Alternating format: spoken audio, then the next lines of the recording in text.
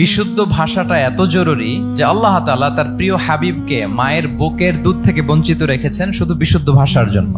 একজন মানুষ সর্বপ্রথম কোন জিনিসের প্রেমে পড়ে জানেন? কথার প্রেমে পড়ে। কথার ধরন, কণ্ঠস্বর, তার অ্যাটিটিউড, তার শব্দের জাদু, এটা মানুষের হৃদয়কে জয় করে ফেলে। তো রাসূল সাল্লাল্লাহু আলাইহি ইসলামের এই এলোকোয়েন্স ছিল। তিনি বলতেন আল্লাহ তাআলা আমাকে সর্বমর্ম বাচন ভঙ্গির অধিকারী করেছেন। মানে উনি যেটা বলতেন এটা ছিল very precise in wording but comprehensive in meaning. এটার যে দোতনা, এটার যে appeal to the heart of the people, to the heart of the listener, এটা অসাধারণ। মানুষের হৃদয়কে জয় করে ফেলতো। আল্লাহু আকবার। তিনি এমন ভাবে কথা বলতেন, কথার মাঝখানে মাঝখানে পজ দিতেন, মানে একটু থামতেন যাতে করে শ্রোতারা বুঝতে পারে। এত চমৎকার করে ওনার প্রেজেন্টেশন ছিল, বক্তব্য মালাগুলো ছিল, ফলে যারা শুনতেছে ইজিলি মুখস্থ করে ফেলতে পারত। রাসূল সাল্লাল্লাহু আলাইহি ইসলামের সবচাইতে বড় ভাষণটি ছিল বিদায় হজের ভাষণ, খুব সম্ভবত। ওই ভাষণের টেক্সট গুলোকে যদি একসাথে করা হয়, আমার মনে হয় 10 মিনিটের বেশি লাগবে না ওই টেক্সট গুলো পড়তে। তার মানে সবচাইতে বড় যে ভাষণ ওনার, ওটা কত ছিল? 10 থেকে 12 মিনিটের ভাষণ ছিল। আমরা তো ঘন্টার পর ঘন্টা বক্তব্য করি, তারপরেও তো আমরা মানুষের মনকে খুশি করতে পারি না। উনি সেই যে 1400 বছর আগে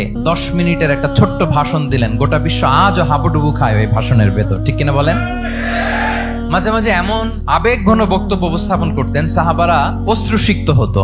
আবার যুদ্ধের ময়দানে যখন কমান্ড করতেন, তখন তিনি রেগে যেতেন। উঁচু কণ্ঠে তিনি কথা বলতেন, মনে হচ্ছে একজন সেনাবাহিনীর কমান্ডার তার ব্যাটালিয়নকে কমান্ড করছেন। আল্লাহু আকবার।